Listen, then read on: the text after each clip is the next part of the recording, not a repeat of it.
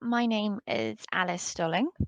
I'm a senior insight manager at Lumina Intelligence.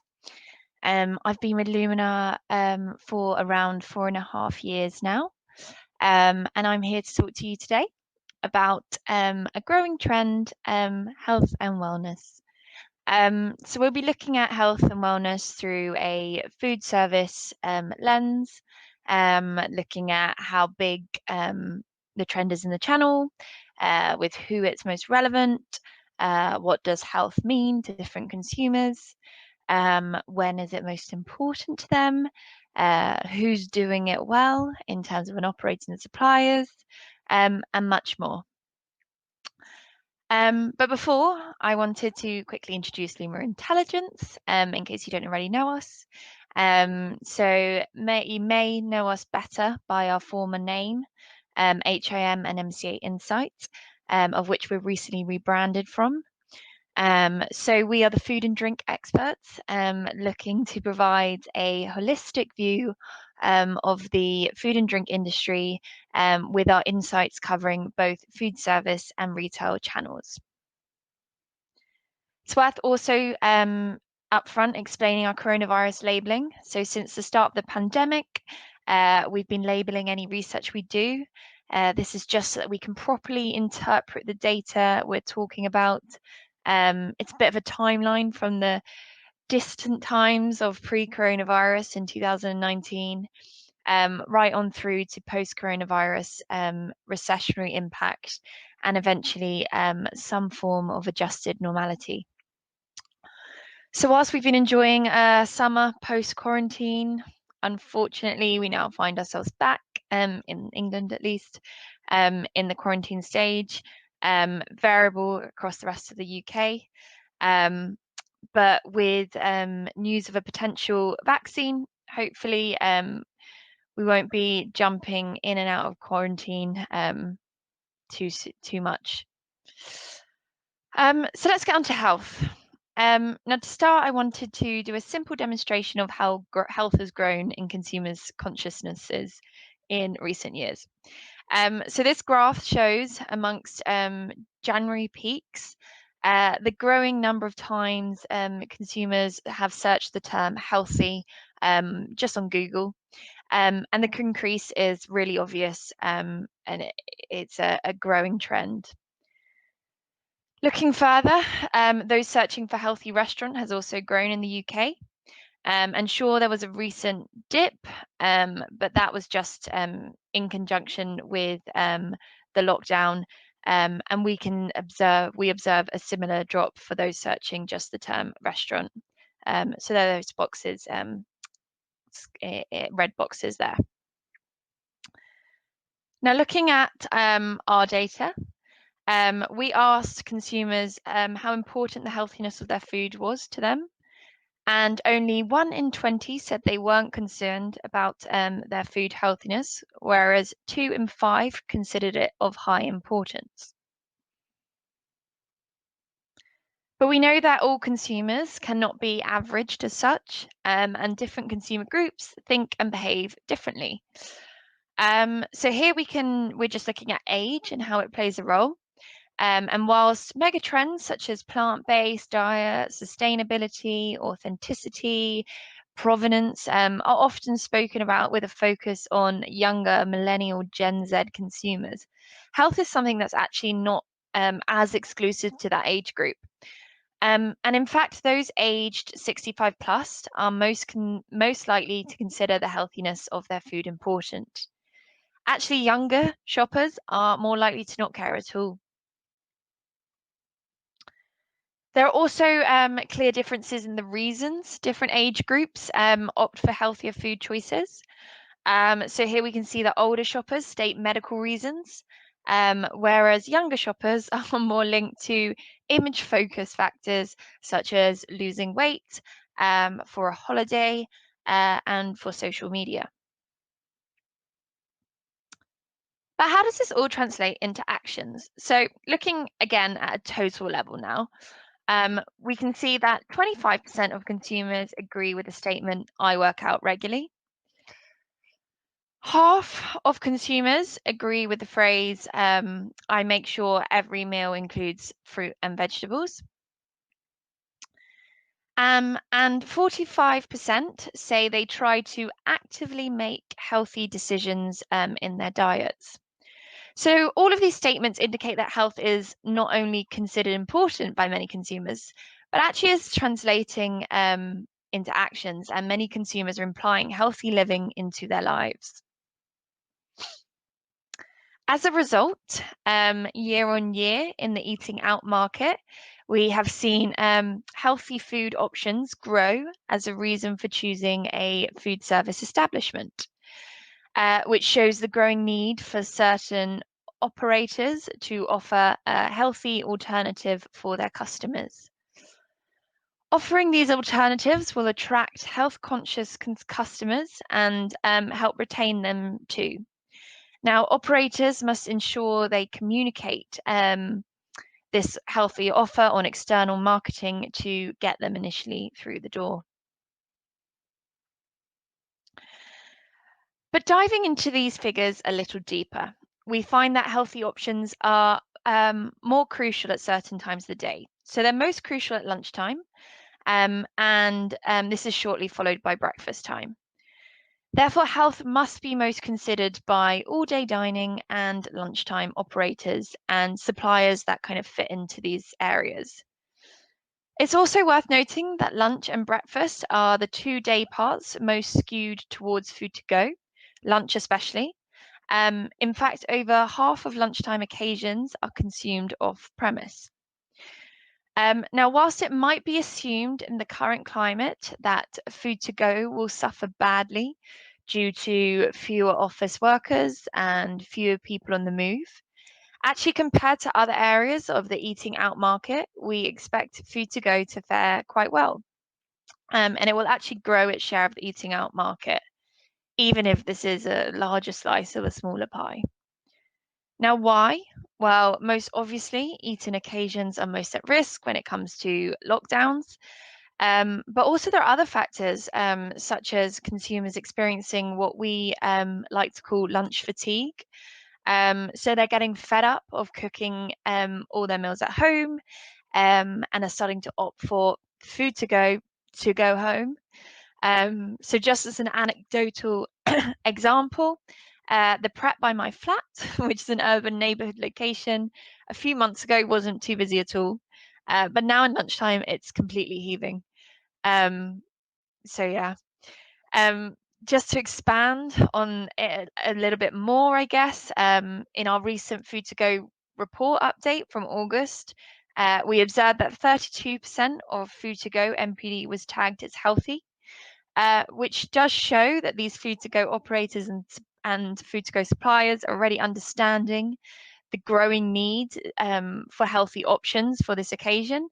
But maintaining this innovation will be key to keeping customers engaged and loyal and unfatigued. However, it's not only day part that plays a role in consumers' healthiness, and actually more so than time of day, consumers are also influenced by day of week. So 47%, as you can see. So consumers are more indulgent towards the end of the week, and healthy choices are more important to them on Monday, Tuesday, and Wednesday. So operators can use this to their advantage, adapting range on in the week, earlier in the week to be more health focused, making sure like their fresh stuff and so on. They can make sure their marketing reflects changing weekly demand. And they can offer early week promotions on healthier products too. So we've established there's a clear demand from healthiness from consumers. However, do they feel like they can be healthy out of home? In reality, it is a bit of a challenge for them. So only 28% of consumers say it's just as easy to eat healthy at home as it is out of home. And only 3% say it's easier to eat healthily out of home. In order to maximize on this trend, operators and out-of-home suppliers need to be making sure they're doing what they can to facilitate eating out of home, eating healthily out of home even. So currently the main factors preventing healthily eating out of home are: number one, 29% say eating healthily is too expensive. Following this at a close number two, a fraction less say that indulgent options are too tempting. At number 3 and 4, we have lack of motivation and struggle due to special occasions. But I also wanted to bring 5 to our focus. And the fifth biggest barrier is insufficient healthy option choice. But let's look at price barrier first in detail. And to do so, let's look past perception and drill down into the data. And in reality, our menu tracker data shows that low-calorie dishes are, in fact, cheaper. Operator marketing needs to be reflecting this message to break down these high price perceptions and break down the barrier. More promotional activity, even just temporary, could be an option for doing so. And this will help to gain health-conscious customers custom versus them going to competitors. Next up, let's talk about point 2, the point around temptation. So perhaps not so much of a concern for food service operators, because consumers at the end of the day are still purchasing something, even if not healthy. However, there is still this still a slight demand for consumers for governments to intervene. So 25% think that the government should intervene when it comes to what food they choose. And 39% think that calorie labeling should be compulsory on menus. Increased legislation has been a theme across food service and retail in recent years, and health is massively on government's agendas. Now, this pressure could well increase legislation further and put new legislation into play. So there's certainly an argument for operators to appear progressive and ahead of the game by putting this information on menus now, optionally, and in turn helping customers make healthier choices and avoid unhealthy, tempting dishes and products. Now, jumping to my fifth point, the fifth point about the biggest barrier being a barrier being poor healthy range. We can see that healthy options and alternatives are at least somewhat important to over 2/3 of consumers. And so it'll be essential to include healthy options for this large chunk of consumers.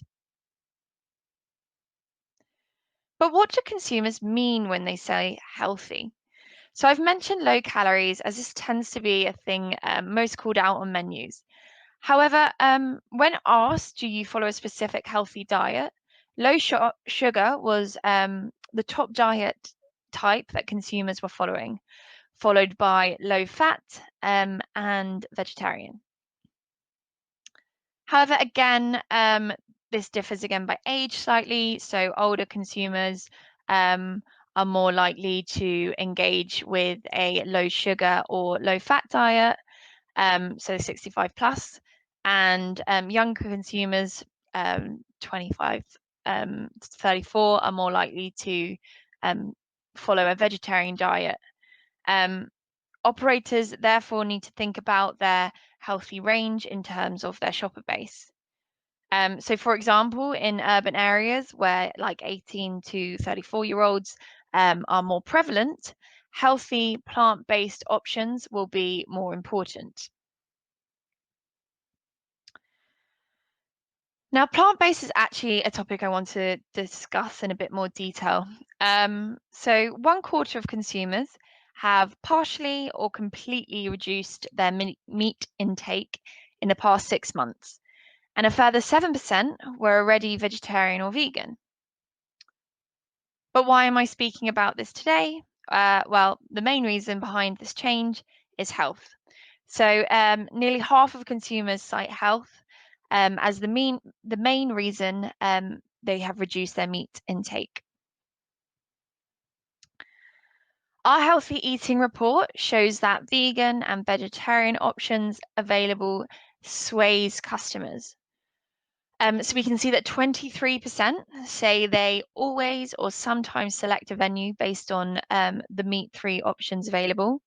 And for only 55% is it never or rarely a consideration. And that's a massive chunk of the population. And we expect this chunk to only grow. For things like the pandemic, it's made consumers even more conscious about what they're consuming, especially in regards to kind of plant and animal consumption. The good news is that many operators have already acknowledged this healthy veggie trend, with the count of dishes tagged as vegetarian on menus between spring/summer 2018 and spring/summer 2019 jumping 44%, and the count of vegan tagged dishes on menus jumping by 55%. Additionally, we've seen the count of dishes on menus with the main component being seafood, beef, and chicken all decrease, whereas dishes whose main component is veg have increased. Furthermore, these graphs show that across all day parts, vegetarian and vegan purchases have increased, except, of course, with for dinner, which is more flat. But this is likely due to, as we saw earlier, dinner being more indulgent and consumers caring less about health at this day part. I now just wanted to highlight some of the operator innovation in this space. So we've seen innovation by big players such as Greggs, Wetherspoons, and Pizza Express. They've all developed their plant-based ranges. Greg's very well-known vegan sausage roll. But an operator that I do also want to point out is California Kitchen in London, which is a plant-based concept that actually steers away from this dirty vegan trend, and it focuses on health and wellness. And the menu incorporates healthy options such as cauliflower couscous, kombucha slaw, and kale chips. And an interesting addition actually on their coffee menu are CBD lattes. Now, the introduction of CBD onto a menu looks beyond physical health, as CBD claims to have many effects that aid mental health, such as helping with anxiety and depression. Mental wellness is on consumers' minds just as much as physical health, with 54% claiming they're conscious about their mental well-being. Suppliers and operators must increasingly ensure their offering caters for healthy-minded customers, and that their communications and marketing recognizes this. So just as an example, Maple & Co., also in London, is a health and wellness focused chain of small sites, and the concept is centered around the strapline Eat Happy. It strives to spread positivity and provide healthy, nutritionally balanced lunches and breakfasts. Now, we predict that this wellness, like mental wellness trend, will only grow in importance as it kind of has been a massive topic of conversation since the pandemic and since lockdown has taken its toll. Right, so we've spoken about food quite a lot. Now let's move on to drinks more specifically. So we know that healthy food is important to consumers, so it's hardly surprising that only 1 in 10 consumers claim the healthiness of what they drink is not important. But what does this mean? So we've seen a wave of healthy drink innovations, such as sugar-free alternatives, chilled teas, kombucha, as I mentioned earlier, juice shots, vitamin drinks, drinks that claim to support your gut, drinks that support your immune system, and these are just to name a few. But a big trend, as pictured here on the right, is low to no alcohol. So 1/3, 34%, of consumers are claiming that they either have not drunk alcohol in over 6 months, or have stopped or reduced the alcohol content within this period. One of the main reasons is health, of course. So we've got 27% who have reduced their intake, claiming this is because of health/medical benefits. So for consumers, the main alternatives to alcohol are soft drinks, followed by mocktails. And then you see the low to no alcohol substitutes. Now, this poses a big opportunity for soft drink suppliers, but poses a slight more challenge to alcohol suppliers in the channel, who will need to make sure that the low ABV versions of their products are relevant and can compete with soft drinks. Operators, of course, should take this graph into consideration when adapting their drinks menu range for the health-conscious consumer who is avoiding alcohol. Now, the final slides that I wanted to talk about before wrapping up actually with the pandemic. Now, we saw healthy behaviors increase in some cases in lockdown, such as increased exercise. So this graph is to do with grocery shopping, but what it shows is the increase in the number of shoppers walking to store during lockdown, which of course is partially forced behavior, but it is behavior that we expect to stick as consumers see how easy it is to do, and also as consumers continue to live more locally. Also, post-pandemic or during pandemic, we saw consumers agree with a number of health-focused statements. So around 2 in 5 consumers agree or strongly agree with the following statements. I am more motivated to change my diet to be healthier since coronavirus. Eating healthy food is important to me. I am exercising more regularly now compared to 6 months ago. I am more conscious of what I eat compared to 6 months ago. And finally, again, to do with that mental health aspect, maintaining good mental health is more important to me. So there is a clear pocket of consumers who are looking to be more healthy since the start of the pandemic. So before I end, I just want to wrap this all together and bring it into 3 clear summary kind of points/takeaways. So number 1, health has been growing for some time, and we can see that health is further growing with a large kind of chunk of consumers since the start of the pandemic. But what health means to consumers differs, and a tailored approach is required by operators and suppliers. So tailoring around day part, time of day of week, whether their offer is dine in or eat in or eat out, who their main customer is. For example, do they have a younger customer base who are more interested in vegetarian products, or is their customer base older, who is more focused on factors such as low sugar and fat? And suppliers will need to kind of identify these clusters too.